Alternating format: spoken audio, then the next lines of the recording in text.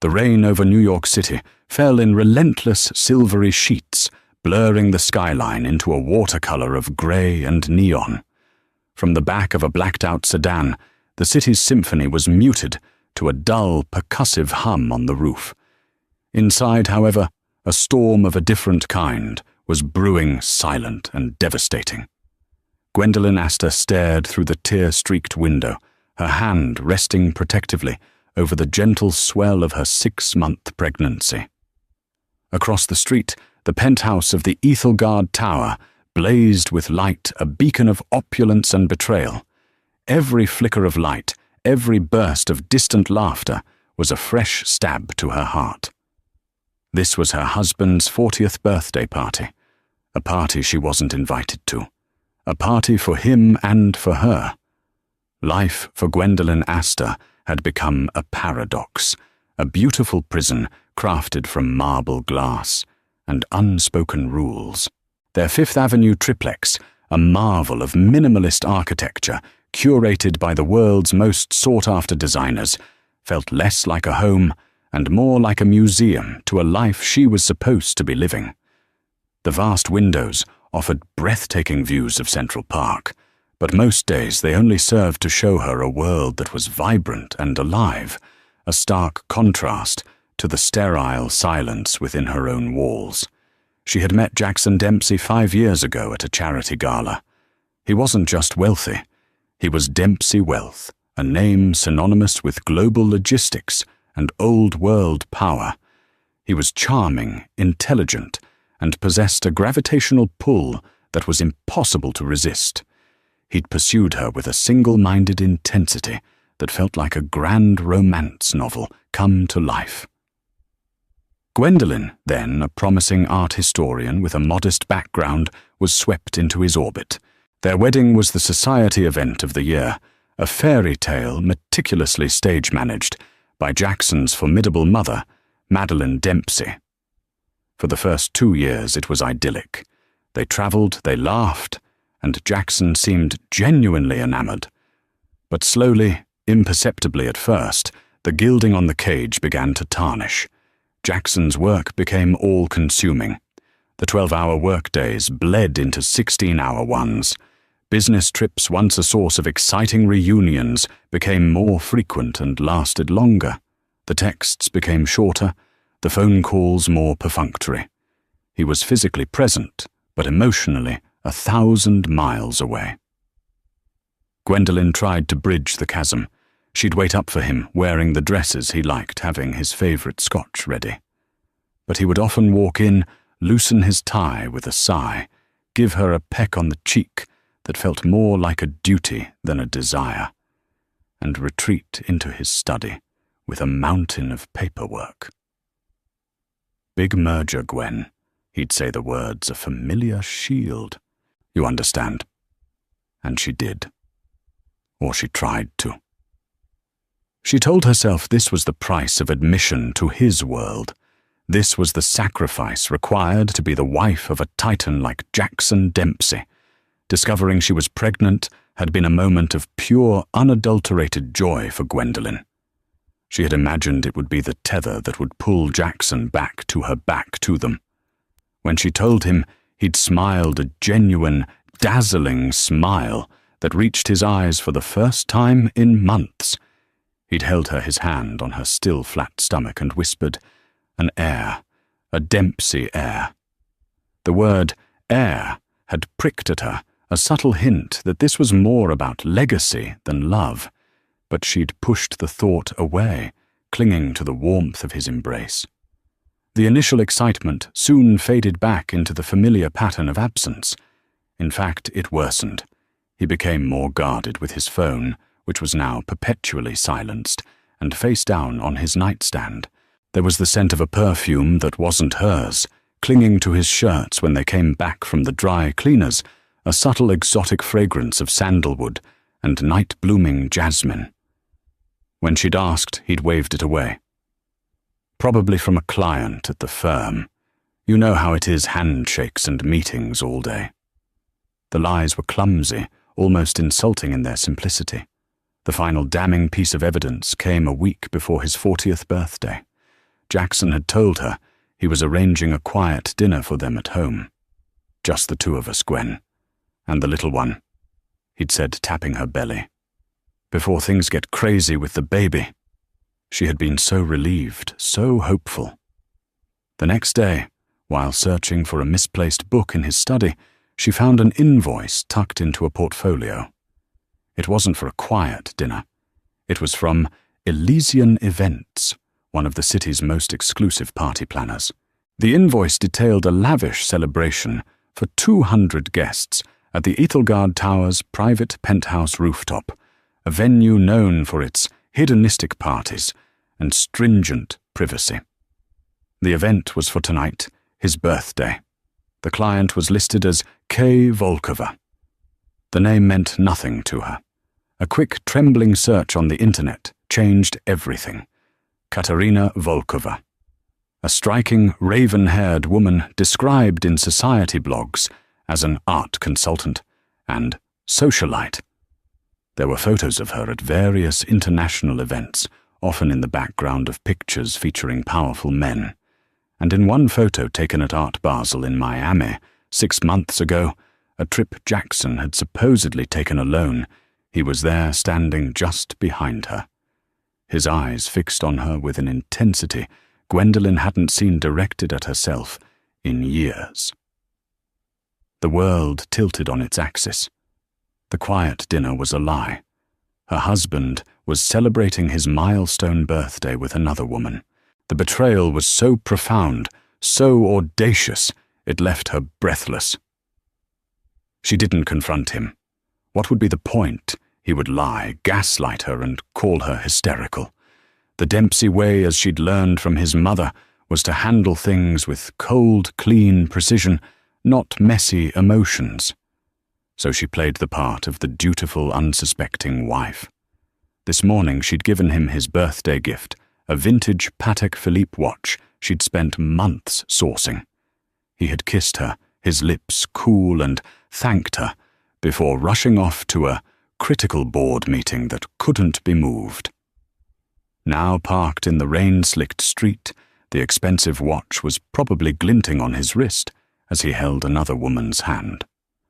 Her driver, a discreet man named Hector, who had been with her for years, sat silently in the front, his eyes fixed forward, offering her the privacy of his feigned ignorance.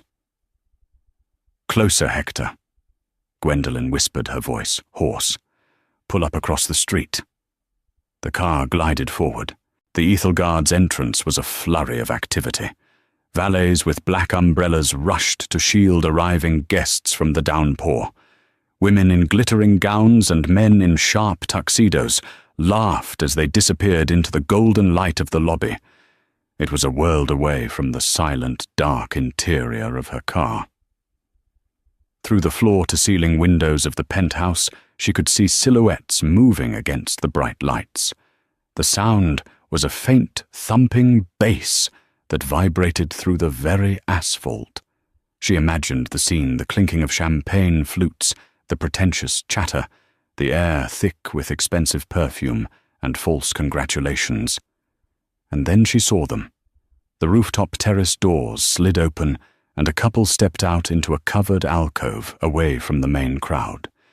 Even from this distance, she knew it was him. The confident set of his shoulders, the way he gestured with his hands as he spoke. And beside him, Katerina Volkova. She was even more stunning in person, a tall, statuesque figure in a crimson dress that seemed poured onto her frame. Her dark hair was slicked back, her profile sharp and aristocratic. Gwendolen's heart hammered against her ribs, a frantic, trapped bird. She watched as Jackson leaned in, his expression animated and joyful in a way she ached for. He was laughing, a full-throated, genuine laugh that she hadn't heard in their silent home for what felt like an eternity. Katerina reached up and adjusted his tie. It was an intimate, familiar gesture that spoke of 1,000 other moments just like it. Then Jackson's hands went to her waist, pulling her closer. Gwendolen felt the air leave her lungs. He was going to kiss her, here in front of the whole world on his birthday. But he didn't. He did something far worse. He reached into his jacket pocket and pulled out a small velvet box. Gwendolen recognized it instantly. It was from Cartier. A few weeks ago, she had pointed out a stunning diamond necklace in a magazine, a piece called L'Aurore Boreale, a cascade of white and blue diamonds. She had mentioned how beautiful it was, a wistful passing comment. Jackson had smiled vaguely and said nothing. He opened the box. Even from across the street, the diamonds caught the light, exploding in a spray of fire. It was the necklace. He was giving her necklace to another woman. Katerina's gasp was visible. She threw her arms around his neck. Jackson fastened the clasp, his fingers lingering on her skin. He then tilted her chin up, and this time he did kiss her. It wasn't a peck on the cheek. It was a deep, passionate kiss, a public declaration under the glittering, indifferent New York skyline. A single hot tear escaped Gwendolen's eye, then another, until they were flowing freely, silent and scalding. Each one was a testament to a broken promise, a shattered dream. The man she had married, the father of her unborn child, was celebrating his life with someone else, adorning her with treasures meant for his wife. In the back of the silent, opulent car, surrounded by the trappings of a life she no longer recognized, Gwendolen Astor finally understood. She wasn't just in a gilded cage. The cage was empty, and she was utterly, devastatingly alone. The storm inside her finally broke, and she wept her quiet sobs, lost to the sound of the rain and the distant mocking music. The drive back to the Fifth Avenue triplex was a blur of smeared city lights and suffocating silence. Each raindrop that slid down the window felt like one of her own tears. When Hector pulled up to the private entrance, he finally broke his professional silence. "Mrs. Dempsey." He said, his voice soft, his eyes meeting hers in the rearview mirror. "Are you all right? Should I call someone?" His simple act of kindness was almost her undoing. She shook her head, unable to form words, and fled the car, seeking the cold, empty sanctuary of her home. The triplex, usually a symbol of Jackson's success, now felt like a mausoleum. The cavernous rooms filled with priceless art and designer furniture echoed with the hollowness of her marriage.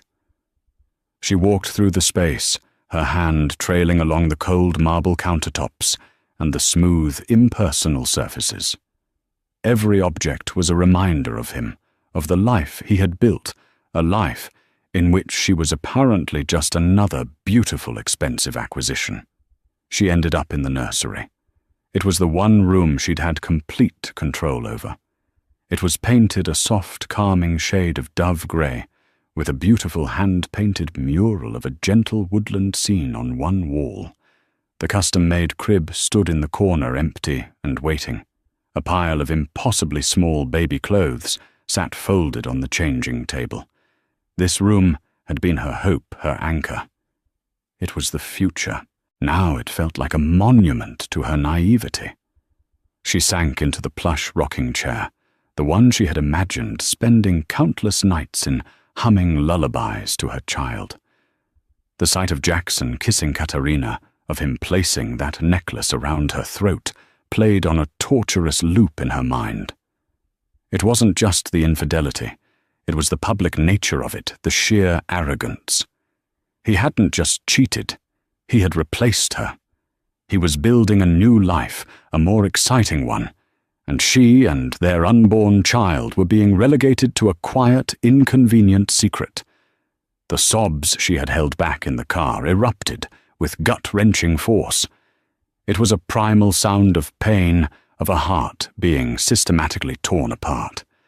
She curled into a ball in the chair, her body shaking, her hands wrapped around her belly, as if to shield her baby from the poison of his father's betrayal. How could she bring a child into this, into a world built on a foundation of lies? Hours passed. The city outside quieted. The rain softened to a drizzle.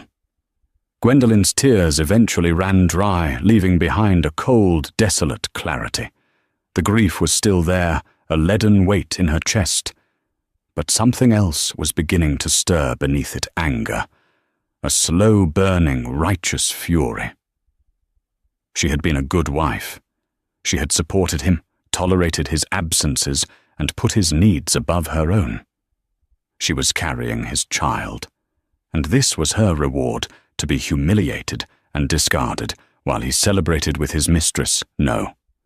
She would not be the tragic, weeping wife who faded into obscurity. She would not be a footnote in the biography of Jackson Dempsey. She was Gwendolyn Astor before she met him, and she would be Gwendolyn Astor long after he was a painful memory. The thought, small and fragile at first, began to grow. She had her own strength, her own intelligence. She had just forgotten how to use it, blinded by the dazzling light of his world. Her trembling hand reached for her phone. She scrolled past Jackson's name, past his mother's, past all the society contacts that were his, not hers. Her finger hovered over a single name: Beatrice Chen. Beatrice, or Bea, as she insisted, had been Gwendolyn's best friend since their post-grad days at Columbia. While Gwendolyn had pursued art history, Bea had gone to law school, emerging as a razor-sharp, take-no-prisoners litigator at one of the city's top firms. She had been wary of Jackson from the start, her perceptive eyes seeing the steel beneath his charm. "He collects beautiful things, Gwen." Bea had warned her gently before the wedding. "Just make sure you're not one of them." Gwendolyn hadn't listened. Now Bea's words echoed in the silent nursery with prophetic clarity. She pressed the call button. It was well after 2 a.m., but she knew Bea would answer. "Gwen!" Bea's voice was instantly alert, cutting through the fog of sleep. "What's wrong? Is it the baby?" "The baby's fine." Gwendolyn choked out her voice, a raw whisper. "It's Jackson." And then it all came pouring out: the late nights, the suspicious perfume, the secret party, the Ethelgard tower, the crimson dress, the other woman, and the necklace. She recounted every soul-crushing detail, her voice breaking with each new confession of his betrayal. Bea listened without interruption. There was no "I told you so," no judgment, just a focused silence on the other end of the line. When Gwendolyn finally finished her story, hanging in the air like toxic smoke, Bea's response was not one of sympathy, but of strategy. "Okay," Bea said, her voice devoid of emotion, replaced by the calm, lethal precision of a lawyer preparing for battle. "First things first, do not confront him. Do not text him. Do not call him. When he comes home, you are asleep. If he wakes you, you have a headache. You are polite, you are distant, but you are not accusatory. Do you understand? We give him nothing." "But Bea..." "No buts. Gwen, you are no longer his wife. You are now an opposing party in a negotiation. From this moment on, every word, every action is calculated. Did you take any pictures tonight?" "Pictures? No, I was just sitting there." "Okay, doesn't matter. We can get street camera footage, security logs. Did he use a credit card you have access to for the party planner, or the necklace?" "The invoice I found was for Kay Volkova. He's probably funding her through a shell account." "He's not stupid," Gwendolyn said, a bitter taste in her mouth. "No," Bea agreed. "He's not stupid. He's arrogant, and arrogance leaves a trail. Now I want you to do 2 things. First, try to get some sleep. You need to be clear-headed. Second, meet me tomorrow morning. 10 a.m., my office. Not our usual brunch spot. This is business now." "What are we going to do?" Gwendolyn asked the question, sounding small and helpless. Bea's voice dropped, taking on an edge of hard steel that sent a shiver down Gwendolyn's spine. "What are we going to do?" "We are going to protect you and that baby. We are going to methodically and quietly gather every single piece of leverage we can find. We are not just going to divorce him, Gwen. We are going to dismantle him." Hanging up the phone, Gwendolen felt a flicker of something she hadn't felt in years: power. It was a terrifying, unfamiliar sensation. The path forward would be ugly and painful, but for the first time, it was a path of her own choosing. She stood up and walked over to the nursery window, looking out at the waking city. The sun was beginning to rise, casting a pale grey light over the park. It was a new day. Jackson would come home soon, smelling of champagne, and another woman expecting to find his docile pregnant wife sleeping peacefully. He would find her, but she would not be the same woman he had left yesterday. The shattering was over. Now it was time to pick up the pieces, not to rebuild what she had, but to forge them into a weapon. Beatrice Chen's office was on the 54th floor of a skyscraper in the financial district, a world of polished chrome, smoked glass, and hushed, intimidating efficiency. It was a place where fortunes were made, and empires were brought to their knees through carefully worded clauses and brutal litigation. It was the perfect war room. When Gwendolen arrived, Bea was waiting with 2 cups of black coffee and a plate of pastries that neither of them would touch. Bea looked impeccable, in a sharp navy blue power suit, her demeanor radiating a competence that was immensely calming. "First," Bea said, sliding a folder across the vast mahogany desk, "we need to understand what we're up against." She tapped the folder. "The Dempsey Holdings prenuptial agreement. I went over the copy you sent me last night. It's ironclad as expected. It protects all his premarital assets' inheritance and any growth from those assets. It's designed to give you a comfortable but controlled exit, a one-time settlement and alimony for a few years. It's generous by normal standards, but for a man of his wealth, it's pocket change. It's an insult." "I signed it," Gwendolen said quietly. "I didn't want him to think I was after his money." "Of course you did," Bea said, her tone softening for a moment. "You were in love. They count on that. But there's a morality clause, Article 11, Section B. It voids certain restrictive terms of the settlement in the event of proven marital misconduct leading to public scandal or emotional distress. It's our crowbar. We just need a wall to jam it into." Bea leaned forward, her expression intense. "He thinks you're a piece of art he acquired. Beautiful, quiet, and valuable, but ultimately an object. We need to change his perception. To do that, we need information. Not just about the affair, but about everything." She slid a business card across the desk. It was plain white with a single name and number. "Frank Miller, private investigator. He's old-school, discreet, and relentless. He looks like he walked out of a 1940s detective novel, but he can find a hidden bank account faster than a truffle pig. He's the best. And he's expensive." "I don't care," Gwendolen said, her voice firm. "Whatever it costs." The meeting with Frank Miller took place in a dusty, cluttered office in a less glamorous part of town.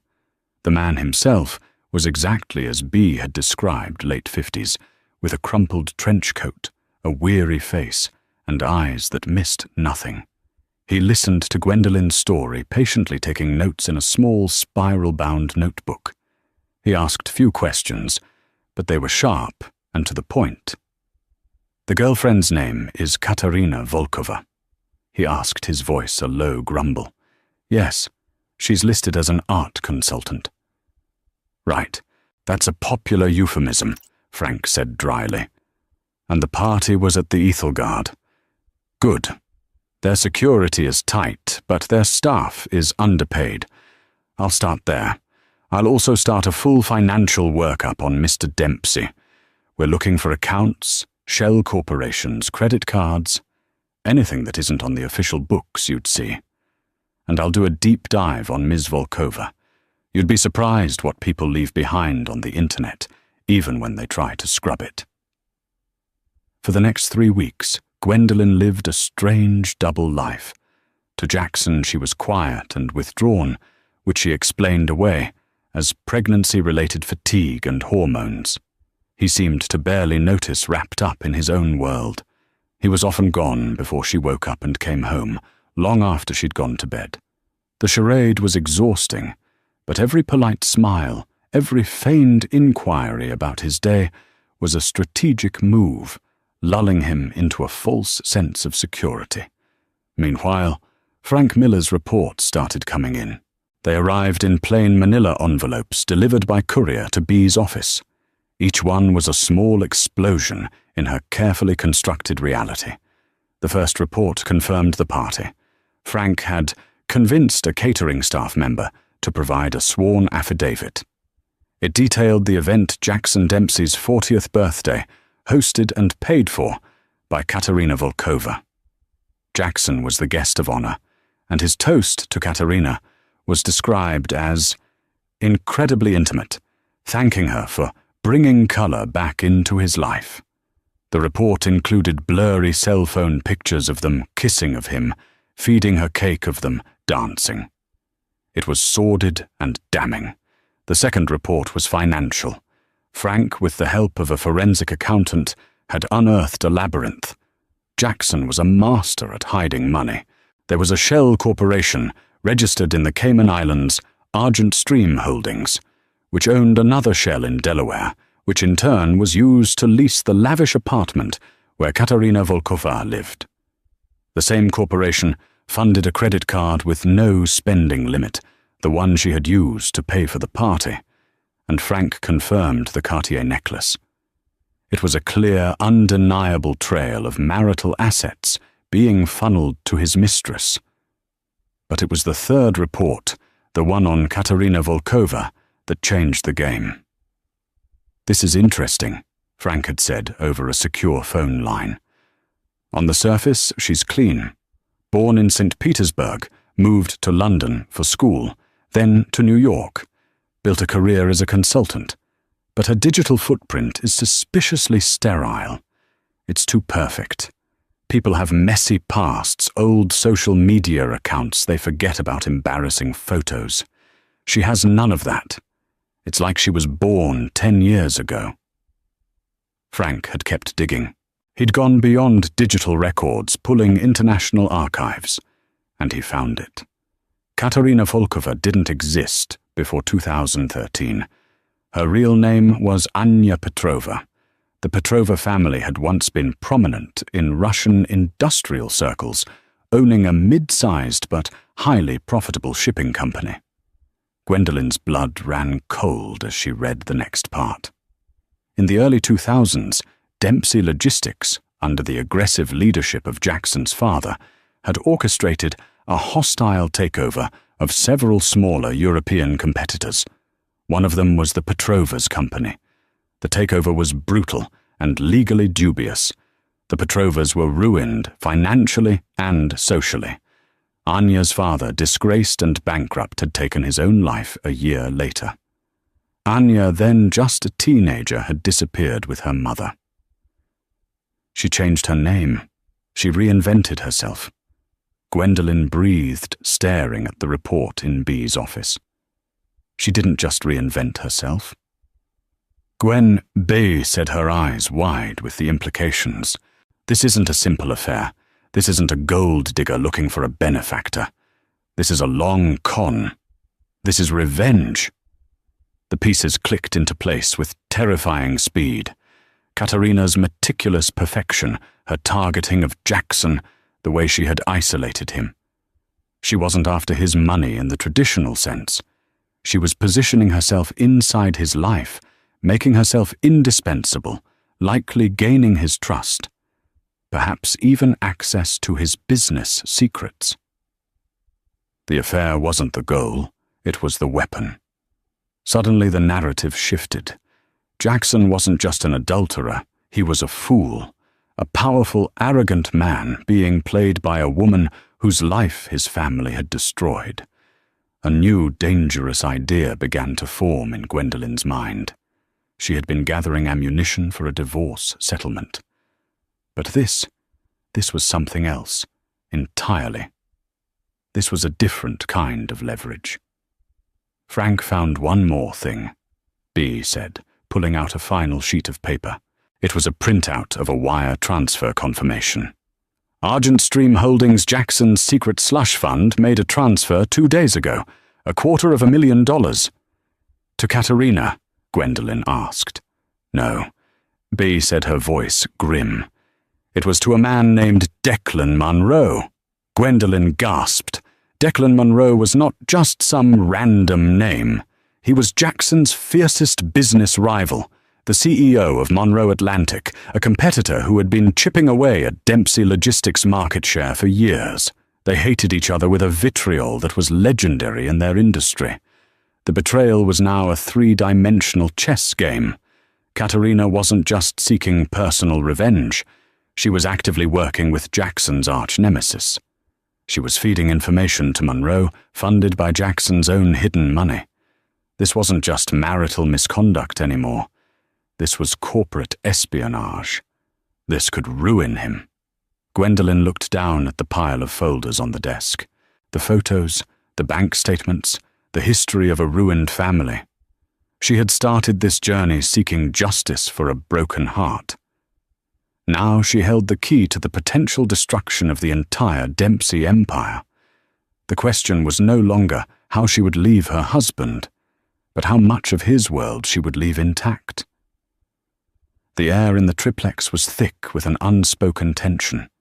For a week, Gwendolyn had carried her terrible knowledge like a physical weight, moving through her days with a serene, almost chilling calm.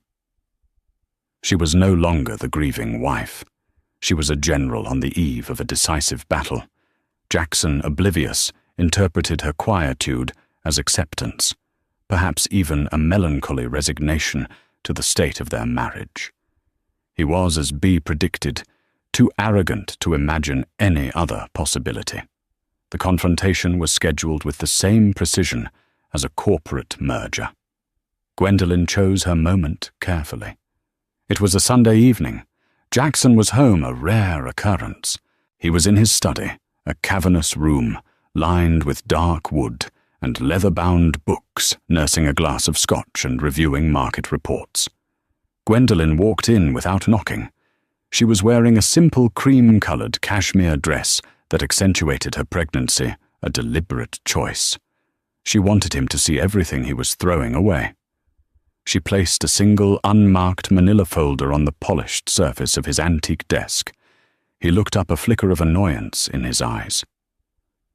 "Gwen, I'm a bit busy here." "I'm sure you are," she said, her voice even and steady.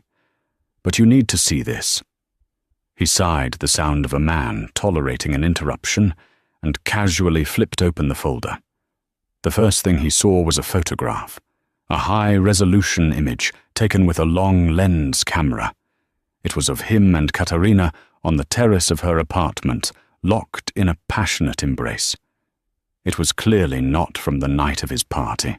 It was from 2 days ago. Jackson's face paled. He slammed the folder shut. "What is this? Are you having me followed? Gwendolyn, this is beneath me," she finished for him, a cold smile touching her lips. "I agree. But desperation calls for rather undignified measures, wouldn't you say?" He stood up, his posture shifting from relaxed confidence to defensive anger. "This is a private matter. It's complicated." "No, it's not," Gwendolyn said, her voice never rising.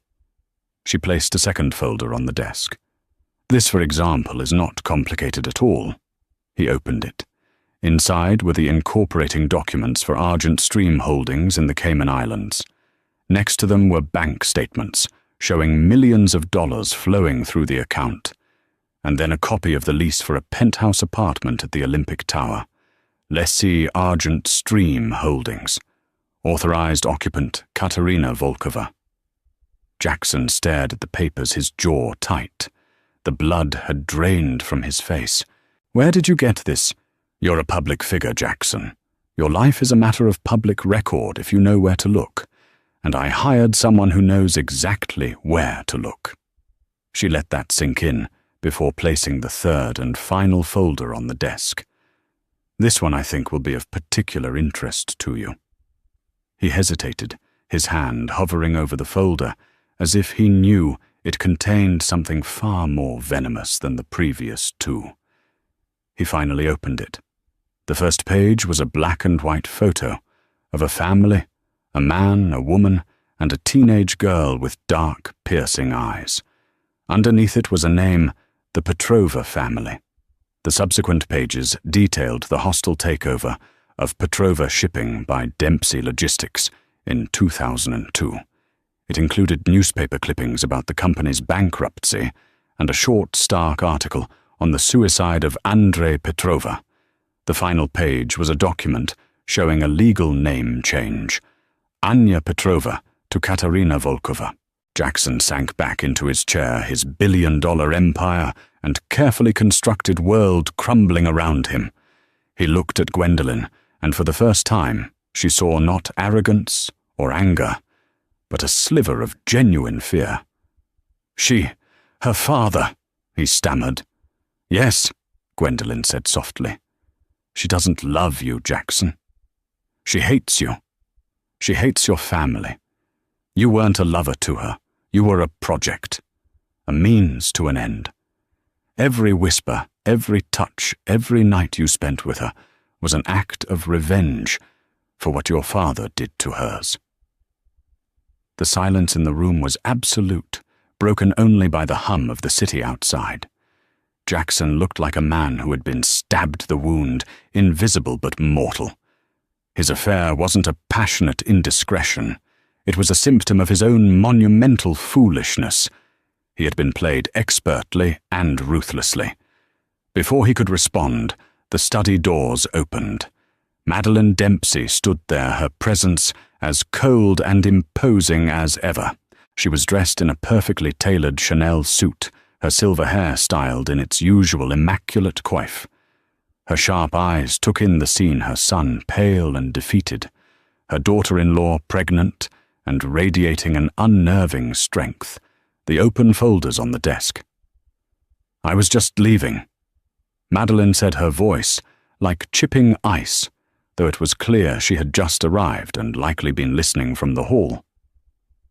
"But it seems there's a family matter to attend to." She walked to the desk, her gaze sweeping over the documents. She showed no surprise, no shock. Her expression was one of grim, calculated assessment, like a CEO reviewing a disastrous quarterly report. She looked at Jackson with undisguised contempt. "I warned you about her. I had her vetted. The background was too polished. You in your infinite wisdom told me it was none of my business." She then turned her gaze to Gwendolyn. It was not a warm look, but there was a flicker of something new in it, respect. The kind of respect one predator affords another. "And you," Madeline said. "You've been busy." "I've been protecting myself," Gwendolyn replied, meeting her gaze without flinching. "And my child." Madeline picked up the folder on Katerina. "This is a significant problem, a vendetta. It compromises you, Jackson. It compromises the company." "I'll handle it," Jackson mumbled, running a hand through his hair. "I'll cut her off." "It's too late for that," Gwendolyn said, her voice cutting through his pathetic attempt to regain control. She slid one final piece of paper out from her sleeve. It was the wire transfer confirmation. "She's not just getting revenge, Jackson. She's getting paid for it." She pushed the paper towards him. He stared at the names. Argent Stream Holdings, Declan Monroe, $250,000. The implication hit him like a physical blow. He actually recoiled in his chair. This was no longer a personal betrayal. This was treason. He had been sleeping with a corporate spy, funded her with his own money, and she was funneling information to his greatest enemy. He hadn't just been unfaithful to his wife. He had been unfaithful to his legacy, to the Dempsey name itself. Madeline snatched the paper, her eyes narrowing as she read it.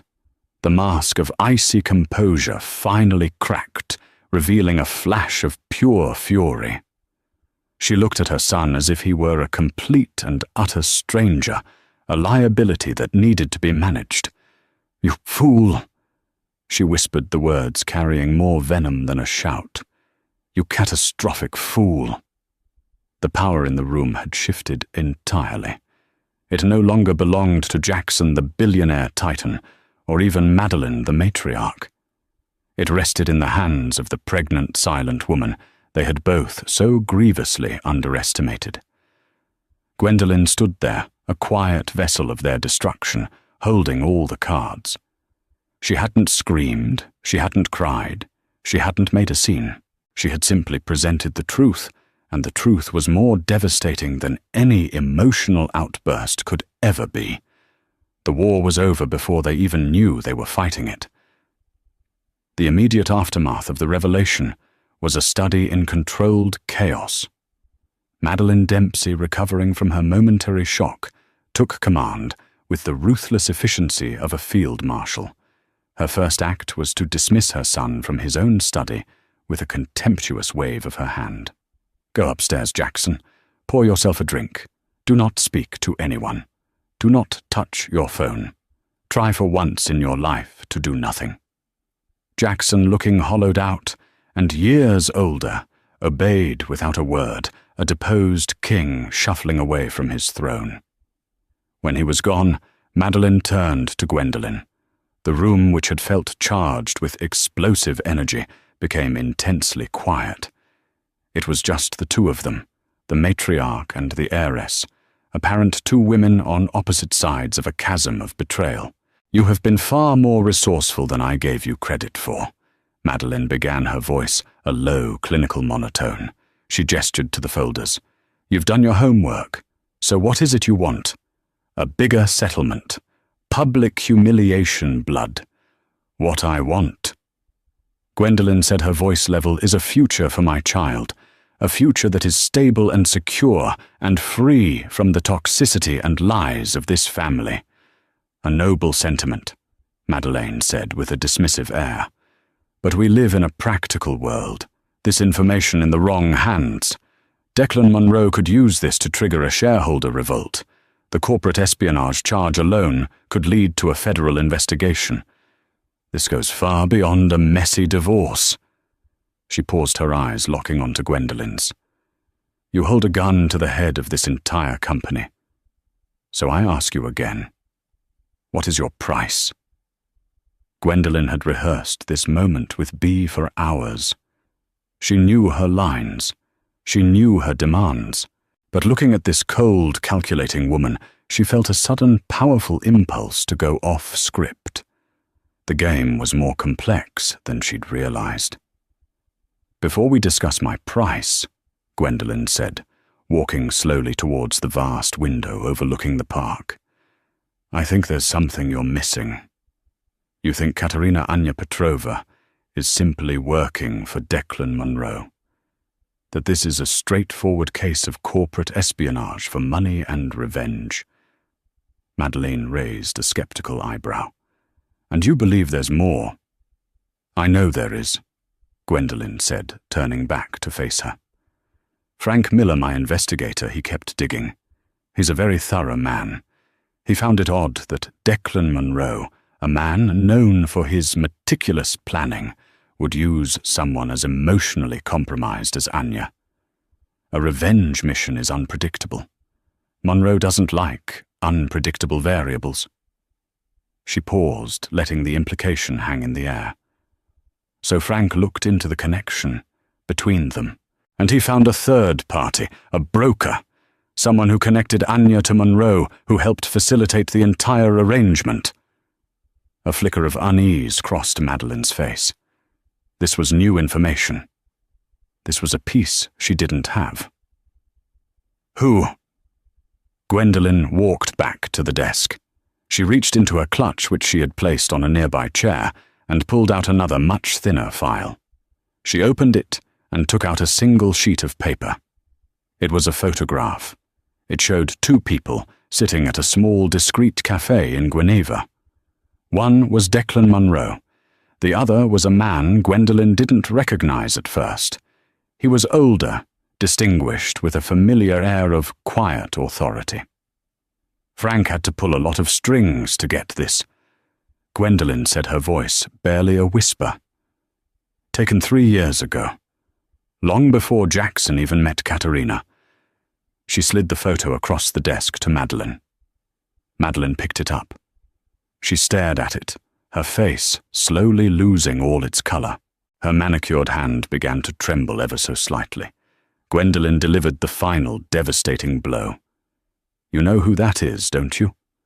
It's Lawrence Croft, your head of European acquisitions for 20 years, your husband's most trusted lieutenant, the man who orchestrated the Petrova takeover for your family back in 2002. Madeline looked up, her eyes wide with a dawning, sickening horror. It was Croft who found Anya Petrova. Gwendolen continued pressing her advantage. It was Croft who knew her history, her potential as a weapon. And it was Croft, your loyal man, who brokered the deal to deliver her to Declan Munro.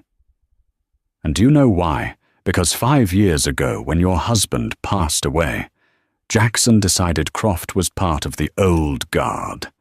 He forced him into early retirement, humiliated him, threw away 20 years of loyalty without a second thought. The carefully constructed world of Madeline Dempsey shattered. The betrayal was not external. It was internal. The enemy was not just at the gates. He had been inside the castle walls for decades. This wasn't just Jackson's affair. This wasn't just Anya's revenge or Declan's corporate raiding. This was a rot that started within their own organization, a ghost of their own past business practices, coming back to haunt them, orchestrated by one of their own. Katerina wasn't the mastermind. Declan Munro wasn't the sole instigator. They were both pieces in a much larger game of revenge, one initiated by a man the Dempseys themselves had created and then discarded. "My God," Madeline whispered, sinking into the chair Jackson had just vacated. For the first time, Gwendolen saw her not as a powerful matriarch, but as an old woman surveying the ruins of her legacy. The sins of the father, the sins of the son, and the sins of their most loyal servant had all converged into this single catastrophic moment. "So you see, Madeline," Gwendolen said, her voice now filled with an icy finality, "this is far bigger than you imagined. Declan Munro has an insider's roadmap to your company's weaknesses provided by your own former executive. He has a weapon in your son's bed. And she tapped the folders on the desk, have the proof of all of it. She let the full weight of the situation settle upon the older woman. We are no longer negotiating the terms of a divorce settlement. We are negotiating the survival of Dempsey Logistics, and I am now your most important business partner. The twist wasn't just that the Mistress was a spy. The twist was that the entire conspiracy was an inside job, a blowback from the Dempseys' own ruthless history. Gwendolen had thought she was holding a gun. She now realized she was holding the detonator to a bomb that had been planted under the Dempsey empire years ago, and she was the only one who could decide whether or not to push the button. In the days that followed, the Fifth Avenue triplex became a corporate crisis center, disguised as a luxury home. Madeline, stripped of her arrogance and galvanized by the threat to her family's legacy, worked with a terrifying focus. Jackson was a ghost in his own house, sidelined, and broken, his authority completely usurped by his mother and the wife he had betrayed. He was made to understand in no uncertain terms by Madeline that his only role was to remain silent and do exactly as he was told. The negotiations did not take place over a boardroom table, but in the sterile, art-filled living room. It was Gwendolen with B. Chen at her side against Madeline, and a team of the most ruthless lawyers in New York. Let's be clear about the terms. B started her voice, cutting through the tension. Gwendolen is not interested in a hostile takeover or a public scandal. A scandal hurts the company's stock, which in turn hurts the value of her child's future inheritance. We are all, for better or worse, invested in the continued stability of Dempsey Logistics. Madeline nodded, a flicker of appreciation in her eyes. This was language she understood. Therefore, B continued, the evidence my client has gathered regarding the affair, the corporate espionage, and Mr. Croft's involvement will be placed in a secure, encrypted digital vault. The access keys will be held in escrow, to be released only under specific conditions. What conditions? Madeline asked, her voice tight. Gwendolen spoke for the first time, her gaze fixed on Madeline. First, Jackson will step down as CEO, effective immediately. He can retain his seat on the board and his shares, but his operational control is over. The board will be told it's for personal health reasons. You, Madeline, will resume the role of interim CEO until a suitable replacement is found. Your son is a liability. He has proven that. Jackson, sitting on a couch across the room, flinched as if struck but said nothing. His mother didn't even look at him. She just gave a curt nod. Done. Second. Gwendolen went on. The prenuptial agreement is void. It will be replaced by a new post-nuptial agreement. I will not be taking a lump sum payout. Instead, a trust will be established for our child. A trust that cannot be altered or accessed by anyone but a neutral third-party trustee until the child is 25. Into that trust, Jackson will place 20% of his personal shares in Dempsey Logistics, not their cash value, the shares themselves. My child's future will be tied directly to the future of this company. One of Madeline's lawyers started to protest, but she silenced him with a glance. 20% was an immense fortune, a significant portion of Jackson's personal holdings. But it was a brilliant move. It ensured Gwendolen's silence by making her child one of the largest individual shareholders. Their interests were now permanently aligned. Agreed. Madeline said the word, tasting like ash. Third. Gwendolen said, her voice softening slightly. I want the house, this apartment. The title will be transferred to my name, free and clear. I will raise my child here. It's the only home he or she will have ever known, and I won't have their life disrupted because of their father's mistakes. This, for some reason, seemed to hit Madeline the hardest. The triplex was the family's crown jewel, but she knew she had no choice. She nodded again. Finally, Gwendolen said, standing up, I want him gone. Jackson will move out. He can see his child, but by appointment, and not in this home for the first year. There will be no divorce filed. We will remain legally married. A public divorce now on the heels of his health-related departure would raise too many questions. We will be separated quietly and permanently.